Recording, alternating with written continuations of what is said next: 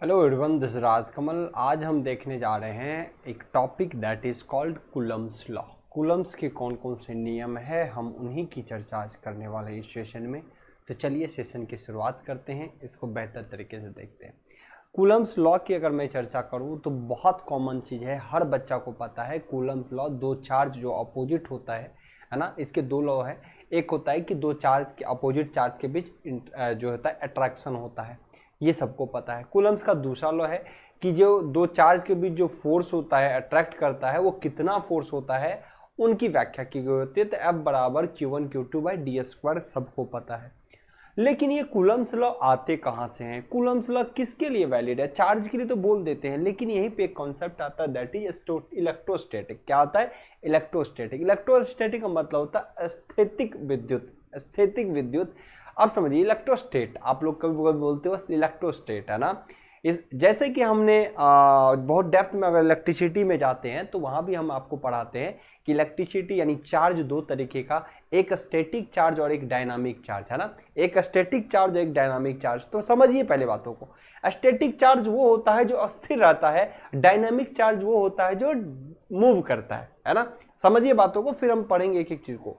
तो अगर मैं बात करूं स्टैटिक चार्ज की, तो जैसे रेशम के कपड़ों पे अगर आप कांच की छड़ को रगड़ते हो तो आप देखते हो ना, उस पर एक चार्ज आवेशित हो जाता है और उनको फिर कपड़ों के कागज के टुकड़ों पे ले जाते हो तो क्या होता है, वो एक दूसरे को खींचने का काम करता है। अपोजिट चार्ज मिलता है तो खींचने का काम करता है ना। तो वो एक स्टैटिक चार्ज है। मतलब किसी रेशम की कपड़ों पर, ध्यान से समझिए, किसी रेशम के कपड़ों पर अगर आप कांच की एक छड़ से क्या करते हो, रगड़ते हो, है ना। आप समझिए, ये सब कॉन्सेप्ट है, बहुत बेसिक चीज है। कांच की छड़ से आप इधर उधर रगड़ते हो तो इस पे ना मान लो कि ये चार्ज आवेशित हो गया। ये रेशम के कपड़ों पे क्या हो गया, एक चार्ज आ जाता है। रेशम के कपड़ों पे क्या हो जाता है, एक चार्ज आ जाता है ना। ये मान लो कांच की छड़ है, कांच की छड़, समझिएगा एकदम बारीकी से। बाकी तो आप लोग कूलम लॉ के बारे में जानते ही हैं, तो पर हम चाहते हैं कुछ एक्स्ट्रा चीजों को सीखिए। अगर ये चार्ज आवेशित हो जाता है, अब इस कांच की छड़ को, है ना, इस पे भी देखिए, कांच की छड़ पे भी और रेशम के कपड़े पे भी चार्ज आ जाता है कहीं ना कहीं, है ना। मान लो यहां पर ये आया और इस पे आ गया नेगेटिव चार्ज। इस पे आया क्या, नेगेटिव चार्ज। ये लो, तो ये अस्थिर चार्ज, ये क्या जी, अस्थिर चार्ज है।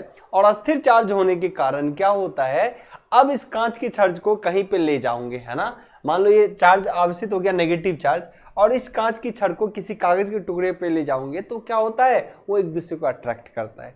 तो ये एक अस्थिर चार्ज हो गया, इसी को बोलते हैं स्टैटिक चार्ज। क्या बोलते हैं इसको, स्टैटिक चार्ज बोलते हैं जी। क्या बोलते हैं इसको, स्टैटिक चार्ज बोलते हैं। Clear, static charge. चलिए आइए समझते हैं अच्छे से। और डायनामिक चार्ज कैसा होता है सर? डायनामिक चार्ज कैसा होता है, तो जब आप डायनामिक चार्ज की बात करते हो तो जैसे एक जनरेटर में, चलिए डायनामिक चार्ज की चर्चा कर लेते हैं थोड़ा बहुत, है ना, तो कॉन्सेप्ट एकदम क्लियर रहेगा। डायनामिक चार्ज ये होता है कि किसी जनरेटर के पास अगर आप इसको क्या करते हो, शाफ्ट से घुमाते हो, और यहाँ पर आपका रहता है पोल, एक एन पोल और एक एस पोल, है ना, एक एन पोल और एक एस पोल। तो यहाँ पर एन से एस क्या होगा, आप जब देखेंगे तो N to S, sorry, N to S क्या होता है, समझिएगा, चीज़ों को एकदम बेसिक से उठाने की कोशिश करता हूँ। और जब आप इस शाफ्ट को घुमाते हो, यहाँ पे घुमाते हो ना, तो जब आप घुमाओगे तो इसका, इस पे क्या होता है, ईएमएफ प्रोड्यूस होता है। किस, इस जनरेटर कंडक्टर पे क्या होता है, ईएमएफ प्रोड्यूस होता है। अब जब ईएमएफ प्रोड्यूस होता है और यहीं पे आप लगा दोगे, इसके तार से कनेक्ट कर दो एक इलेक्ट्रिक बल्ब। यहाँ पे क्या कनेक्ट कर दो जी, एक इलेक्ट्रिक बल्ब आपने कनेक्ट कर दिया। ये लो, देखिएगा कॉन्सेप्ट को समझिएगा, एक इलेक्ट्रिक बल्ब आपने कनेक्ट कर दिया। तो वो जैसे जैसे घूमेगा, यहाँ पे रोटेशन होगा, रोटेशन होगा, तो रोटेशन होने से ईएमएफ प्रोड्यूस हुआ और लूप क्लोज हुआ तो करंट का फ्लो हुआ। यानी अगर मैं कहता हूं करंट का फ्लो इधर से हो रहा है, इसका मतलब इसके अपोजिट डायरेक्शन में चार्ज जो है, प्लस माइनस जो भी है, चार्ज का फ्लो हो रहा है। क्या हो रहा है जी, चार्ज का फ्लो हो रहा है। क्लियर, समझ रहे हो। तो चार्ज मूव करता, चार्ज ही क्या करेगा, यानी चार्ज इधर से गया होगा, चार्ज इधर से गया होगा इस बल्ब से होते हुए, ये चार्ज आपका लौट रहा है। क्लियर, समझ लो। तो ये एक डायनामिक चार्ज है। ये कैसा चार्ज है जी? Dynamic charge. इसको आप कहते हो डायनामिक चार्ज, डायनामिक चार्ज, है ना। तो एक स्टैटिक चार्ज होता है, एक डायनामिक चार्ज। आइए इसको भी साइड कर लेते हैं थोड़ा सा। अपने को पढ़ना था कूलम्स लॉ, तो पर जो चीजें सीखने की थी अपन सीख लिए, है ना। ये एक डायनामिक चार्ज। तो कूलम्स के लॉ है, कूलम्स ने 2 लॉ दिए, है ना। और उनमें खासकर जो कूलम्स लॉ दिए वो स्टैटिक चार्ज के बारे में चर्चा करता है। कूलम्स क्या करता है? स्टैटिक चार्ज के बारे में चर्चा करता है, जो रुका हुआ चार्ज है। कूलम्स ने 2 नियम दिए। तो फर्स्ट लॉ, 2 लॉ है। पहला है कूलम्स फर्स्ट लॉ और एक है कूलम्स सेकेंड लॉ।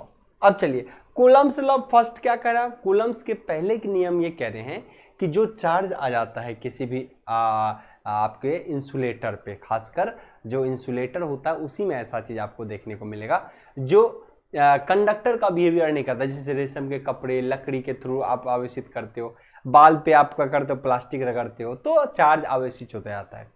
तो ये खासकर किस में होता है? चार्ज आवेशन जो होता है खासकर किन चीज में होता है? इंसुलेटर में। कभी भी ये किस में होता है? ये एक अपने आप में कांच की छड़ी क्या है? इंसुलेटर। इंसुलेटर, इंसुलेटर कहे तो कुचालक, है ना, कुचालक। आइए जी, ऐसा किस में हो रहा है? कुचालक में। तो कूलम्स के फर्स्ट लॉ जो है ये स्टैटिक चार्ज के बारे में कहता है कि अगर दो डिफरेंट चार्ज यानी एक प्लस और एक माइनस किसी बिंदु पर या कहीं पर स्थित हो तो दोनों में फोर्स ऑफ अट्रैक्शन होता है। इसी को बोलते हैं कूलम्स के फर्स्ट नियम। लेकिन ये इसने पहले नियम में ये नहीं बताया कि कितना फोर्स, अगर 2 चार्ज यहाँ इतनी दूरी पे होगा तो कितना फोर्स लगेगा, उसकी चर्चा नहीं किया। पहले नियम में सिर्फ बता दिया कि भाई इसके अंदर जो होगा सिर्फ और सिर्फ क्या होगा? अट्रैक्शन होगा। सिर्फ और सिर्फ क्या होगा? अट्रैक्शन होगा। 2 चार्ज के बीच आवेश होना कूलम्स लॉ कहते हैं। लेकिन ये कूलम्स का कौन सा लॉ है? फर्स्ट लॉ है। कूलम्स का कौन सा लॉ है? First law. और दूसरा लॉ जो इसका है वो आपको ये बता, आवाज हमारी आ रही है? बिल्कुल। और दूसरा जो लॉ है वो ये आपको बताता है कि चार्ज जो है 2 चार्ज के बीच इतनी दूरी हो तो फोर्स ऑफ अट्रैक्शन का वैल्यू मैग्नीट्यूड कितना होगा। क्लियर? दोनों डिफाइन है। जैसे कि एक एग्जांपल के लिए मैं और बताता हूं। फेराडेज के लॉ तो आप जान रहे हो, लेकिन फेराडेज ने भी अलग अलग लॉ दिए। Faraday's first law, second law, third law, अलग अलग लॉ दिए। तो फर्स्ट लॉ क्या कहता है? फर्स्ट लॉ कहता है कि अगर किसी कंडक्टर को किसी फील्ड के अक्रॉस रिलेटिव मोशन देंगे तो ईएमएफ प्रोड्यूस होगा। ये फेराडेज का पहला लॉ है कि ईएमएफ अगर किसी कंडक्टर में उत्पन्न करना है, वोल्टेज उत्पन्न करना है, तो उसको किसी फील्ड के अक्रॉस घुमा दो तो आपका ईएमएफ प्रोड्यूस हो जाएगा। ये फर्स्ट लॉ कहता है। लेकिन अगर हम सेकेंड लॉ की बात करें तो वो उसके मैग्नीट्यूड को दर्शाता है कि किसी कंडक्टर को किसी फील्ड के अक्रॉस अगर कट करेंगे तो जो वोल्टेज की मात्रा होगी वो कितनी होगी, इसके बारे में वो बताता है। तो वो हाँ, फर्स्ट लॉ बताता है कि वोल्टेज उत्पन्न होगा, सेकंड लॉ कहता है कितना होगा, कितने कंडक्टर होंगे, कितने पोल होंगे, पोल का स्ट्रेंथ कितना होगा, वो सब मिला के आपको मैग्नीट्यूड बता दिया गया इतना वोल्टेज उत्पन्न होगा। लेकिन सेकेंड लॉ और फर्स्ट लॉ दोनों में क्लियर समझ रहे हो? फेराडेज के लिए ऐसा ही कूलम्स ने भी 2 लॉ दिए। पहला लॉ कहता है 2 अपोजिट चार्ज, 2 अपोजिट मतलब different, 2 opposite charge, 2 opposite charge के बीच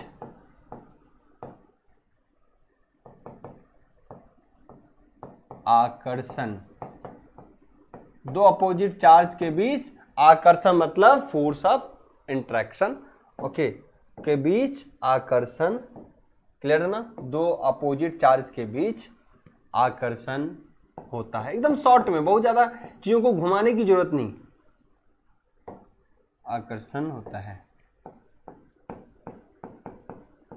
इसी को कूलम्ब का पहला नियम कहते हैं। यानी Q1 और Q2, अगर मैं कोई बोलूं प्लस चार्ज है यहाँ पे और यहाँ माइनस चार्ज है, तो इन दोनों के बीच फोर्स ऑफ अट्रैक्शन होगा। फोर्स ऑफ अट्रैक्शन होगा, उसी को बोलते हैं कूलम्स के पहला नियम। बस पहला लॉ में इसने इतना ही बताया कि चार्ज का अट्रैक्शन होगा, लेकिन जब दूसरे लॉ में जाएंगे तो कितना होगा, नहीं होगा, किस मीडियम में कितना होगा, म्यू का वैल्यू कितना होता है, म्यू आर की वैल्यू कितने होते हैं। हालांकि जब आप बहुत इलेक्ट्रिकल में जाते हो, चूंकि ये देखिए बेसिक साइंस का भी टॉपिक है और ये इलेक्ट्रिकल इंजीनियरिंग का भी टॉपिक है, बेसिक इलेक्ट्रिकल का भी टॉपिक है, तो बेसिक इलेक्ट्रिकल वाले तो जब कैपेसिटर पढ़ते हैं तब भी वहाँ पे म्यू की वैल्यू समझते हैं। लेकिन जब हम इसकी बात कर दें बेसिक साइंस के अंदर, जो आप फिजिक्स में पढ़ते हो यही सब चीज़, तो वहाँ पर आप केमिस्ट्री में फिजिक्स में बहुत डेप्थ में नहीं जाते, है ना, क्योंकि बहुत डेप्थ में इलेक्ट्रिसिटी उतना जा क्या करना है, क्योंकि ये एक चैप्टर है साइंस के अंदर का।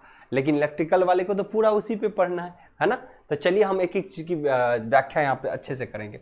दूसरा लॉ क्या कहता है, पहला लॉ में सिमट गया कहानी इसका, है ना। बस इतना ही क्या है कि दो चार्ज के बीच, अपोजिट चार्ज के बीच क्या होगा, अट्रैक्शन होगा, और दो समान चार्ज के बीच क्या हो, रिपल्सन होगा। ये तो कॉमन चीज है ना। दूसरी थॉट्स यहाँ पे मैं लेता हूँ,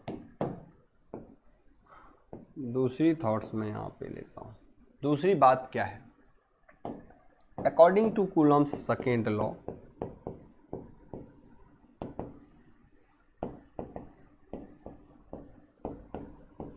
Coulomb's second law, according to Coulomb's second law, according to Coulomb's second law, according to Coulomb's second law क्या कहता है,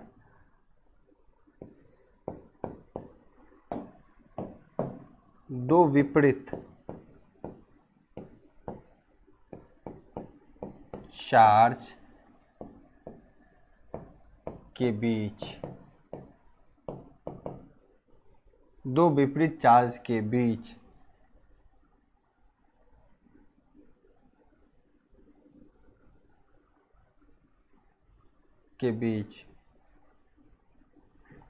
बल का आकर्षण,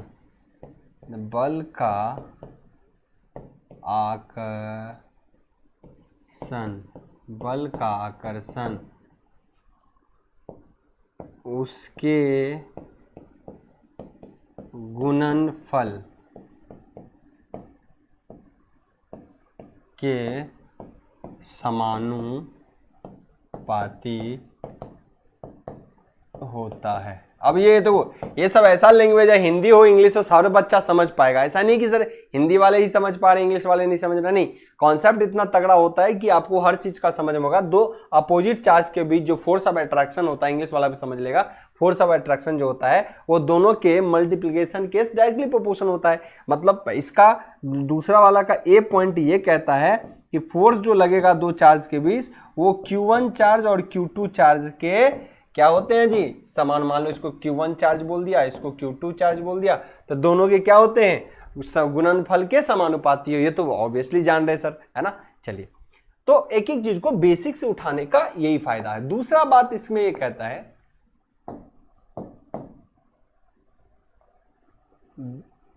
दो अपोजिट चार्ज के बीच, दो अपोजिट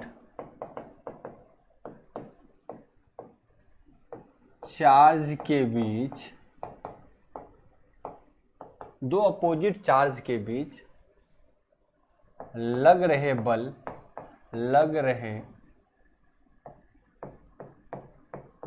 यानी फोर्स, लग रहे फोर्स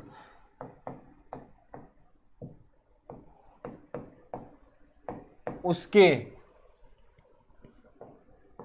दूरी के वर्ग यानी दूरी के स्क्वायर, दूरी के वर्ग यानी दूरी के स्क्वायर, है ना। ऐसा नहीं कहना कि सर हम हिंदी नहीं जान पा रहे, अरे ऑब्वियसली इतना सब जान ही रहा है, इंग्लिश और हिंदी, है ना।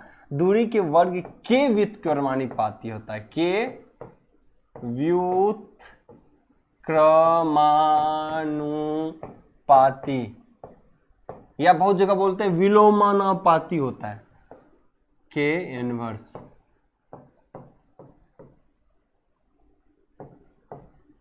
वर्ग के व्युत्क्रमानुपाती होता है। दोनों बात है। अब ये दो बात बोला गया, चार्ज अगर Q1 है Q2 है, चार्ज अगर Q1 है Q2 है, Q1 है प्लस Q2 है माइनस, तो इनके बीच जो फोर्स ऑफ अट्रैक्शन लगेगा वो उसके दूरी के व्युत्क्रमानुपाती होता है ना, दूरी के व्युत्क्रमानुपाती होता है। तो यानी यहाँ जो F है 1/d के स्क्वायर के बराबर होता है। ये दूसरा पॉइंट है इसके लिए। इससे पहले एक पहला पॉइंट भी आया हुआ है कि नहीं। अब दोनों को मिलाएंगे, है ना, दोनों को इक्वेट करेंगे। यहाँ पे आइए जी इक्वेट करते हैं। कई बार इसके वैल्यू, अब इसमें क्वेश्चन कहां से आते हैं, क्वेश्चन की चर्चा हालांकि अलग में होगा, लेकिन यहां भी मैं फाइनली डिस्कस कर दूंगा इससे क्वेश्चन कहां से आते हैं उठ के, है ना। ये सब हालांकि ये जो अपने आप में पूछा जाता है ये सब एक क्वेश्चन है, ये सब क्या है, एक क्वेश्चन एग्जाम में 1 लाइनर में आपको पूछा जाता है ऐसा ही क्वेश्चन। फ्रॉम, आपको यहां से मैं लेता हूं from equation first and second, दोनों इक्वेशन को अगर मैं लेता हूं देन तब क्या होगा, F directly proportional to Q1 into Q2 दोनों का चार्ज बाय डी स्क्वायर, है कि नहीं। नाउ अगेन अब बराबर अगर करना है तो यही फोर्स बराबर K into Q1 into Q2 बटा डी का स्क्वायर, है ना। जहां पे क्या है, K कांस्टेंट, वेयर K क्या है, कांस्टेंट। इसका वैल्यू होगा जो हमेशा एक वैल्यू होता है, जहां पे K है क्या, कांस्टेंट वैल्यू। K क्या है, दिखाता है कांस्टेंट वैल्यू को दिखाता है जी। आइए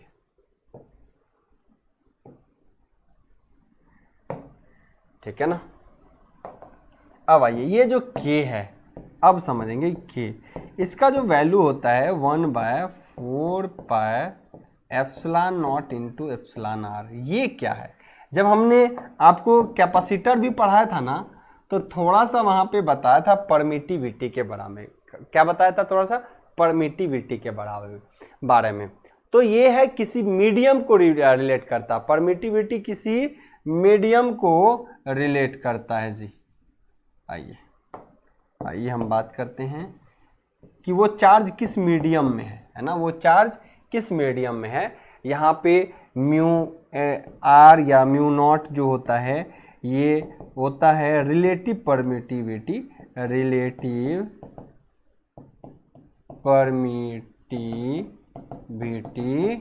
और एक होता है एब्सोल्यूट परमिटिविटी, एक होता है absolute permittivity for free space, free space के लिए एब्सोल्यूट परमिटिविटी होता है। अब रिलेटिव परमिटिविटी क्या है और ये क्या है, समझिएगा। यहाँ पे सबको समझाते हैं, क्वेश्चन यहाँ से उठ के आता है। हालांकि डायरेक्ट वैल्यू या वो पूछता है तो आपको याद रहता है तो आप लिख देते हो, अदरवाइज समझिए एक एक चीज कहाँ से आ रहे हैं। Q का वैल्यू यहाँ पे आ जाएगा 1/4 pi epsilon naught epsilon are.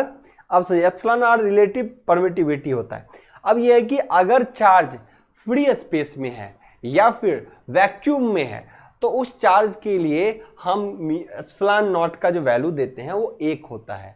लेकिन यही किसी मीडियम में चार्ज को अगर रखा जाए, मीडियम कहने का मतलब किसी मैटर के अंदर, जैसे कि किसी आप बोल सकते प्लास्टिक के अंदर के चार्ज की बात करें या किसी लकड़ी के अंदर चार्ज की बात करें, तो अगर हम बोलते हैं कि किसी के अंदर या किसी रेशम के कपड़ों की बात करें तो किसी मीडियम के लिए अलग अलग वैल्यू होता है। तो रिलेटिव परमिटिविटी जो होता है, अगर एयर के लिए बात करें, फॉर एयर के लिए अगर बात करें, हवा के लिए या फिर वैक्यूम के लिए आप बात करो, वैक्यूम के लिए बात करोगे तो इसका मान होता है 1। क्या मान होता है, 1।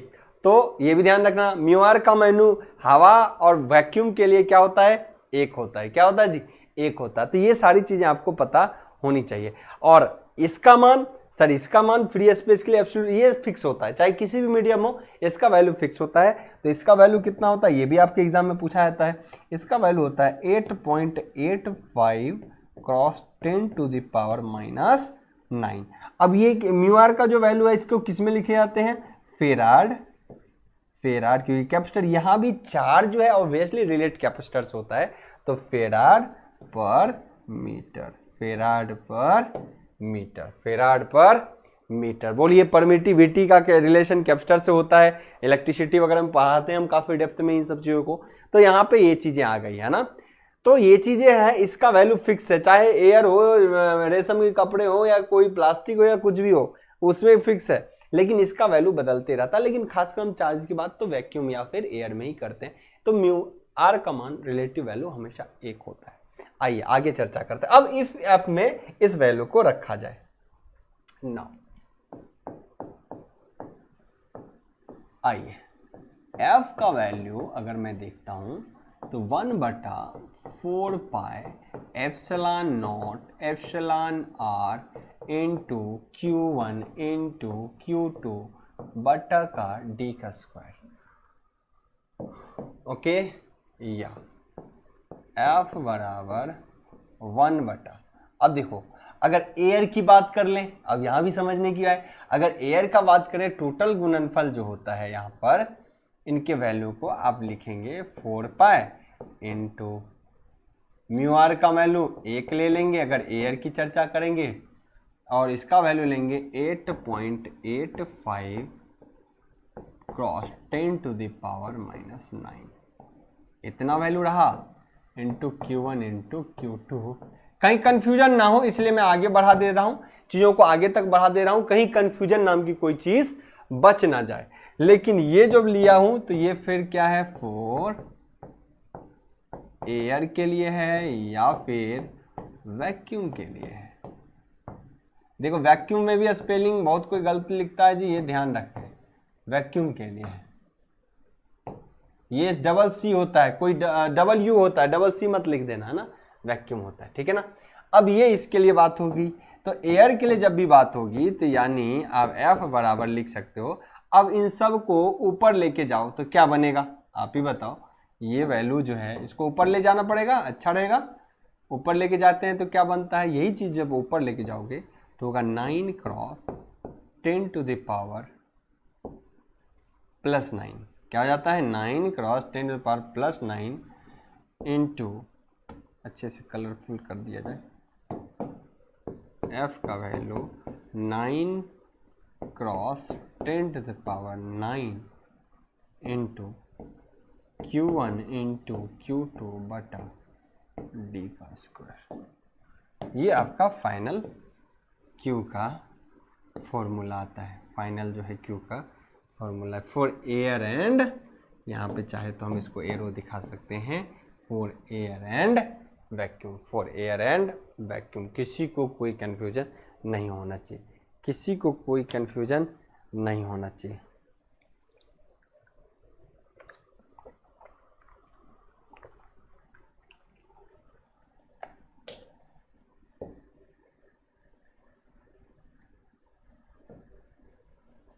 ठीक है ना।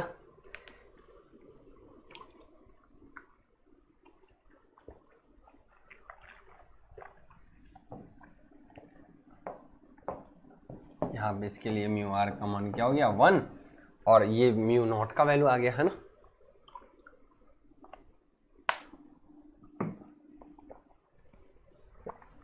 आप कंफ्यूज ना हो जाओ इसलिए मैं दूसरा चीज भी एक लिख ही देता हूं यहाँ पे।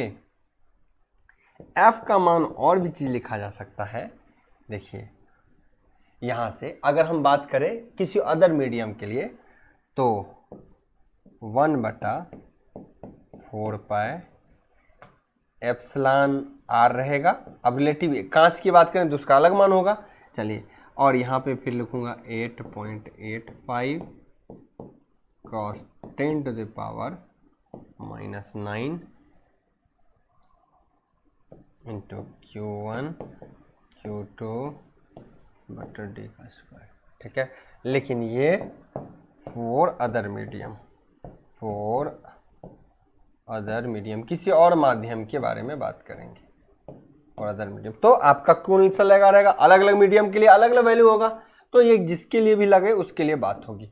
अब फिर आइए फाइनली जब यहाँ पर भी f की चर्चा होती है तो टोटल वैल्यू जो होता है यही आता है 9 cross 10⁻⁹ cross Q1 into Q2 बटा डी का स्क्वायर। लेकिन 1/ε r यहाँ बचा रहता है कि जिस मीडियम हो उस मीडियम के लिए लगा दीजिए उस चार्ज के वैल्यू को, उस चार्ज के वैल्यू को। तो मुझे नहीं लगता कोई भी समस्या रहा होगा, कोई भी समस्या किसी को रहा होगा। तो इस तरीके से आपका कूलम्स लॉ कंप्लीट होता है जी, इस तरीके से आपका कूलम्स लॉ कंप्लीट होता है। अब है कि क्वेश्चन कहाँ कहाँ से आते हैं। सबसे पहली बात तो स्टेटमेंट आ जाता है कूलम्स फर्स्ट लॉ क्या है, कूलम्स लॉ सेकेंड लॉ क्या है। चलिए ये बात स्टेटमेंट, कूलम्स में ये स्टेटमेंट आ जाएगा कि दो चार्ज, कूलम्स लॉ जो होता है का बल, कूलम्स में दो चार्ज के बीच लगने वाला बल क्या होता है, दो चार्ज के गुणनफल के बराबर, दो चार्ज के व्युत्क्रमानुपाती के बराबर, एक चार्ज के समानुपाती होता है। तो ये भी स्टेटमेंट आ जाता है एग्जाम में, ठीक है। दूसरा आपसे पूछता है कि कूलम्स लॉ के अकॉर्डिंग फोर्स जो होता है उस दो चार्ज के दूरी के डायरेक्टली प्रोपोर्शनल होता है, इनवर्सली प्रोपोर्शनल होता है या स्क्वायर का होता है, तो ये भी आपको बताना है। कई बार फॉर्मूला पूछता है कूलम्स लॉ का क्या होता है फॉर्मूला, तो ये किसके समान, फोर्स किसके समानुपाती होता है, तो ये पूछा जाता है, ये वैल्यू पूछा जाता है एग्जाम में, है ना। तो ये भी आपसे बन जाएगा ना। कई बार आपसे पूछा जाता है कि एब्सोल्यूट परमिटिविटी का वैल्यू जो फिर ये होता है वो क्या होता है ना। तो आप 8.85 × 10⁻⁹ ये ध्यान रखना, याद रखना जी, फेराड पर मीटर, इसकी यूनिट भी पूछा जाता है। कई बार एब्सोल्यूट परमिटिविटी का इकाई भी पूछा जाता है, या फिर इसको कई बार ये भी लिखते हैं जी, एक चीज ध्यान रखना, सिर्फ एप्सिलॉन लिख देते हैं और एप्सिलॉन का मान ही epsilon naught into epsilon r होता है, ये भी ध्यान रखना। तो कई बार एप्सिलॉन नॉट जो होता है ये यूनिट लेस होता है, इसको कई बार इसकी इकाई पूछेगा।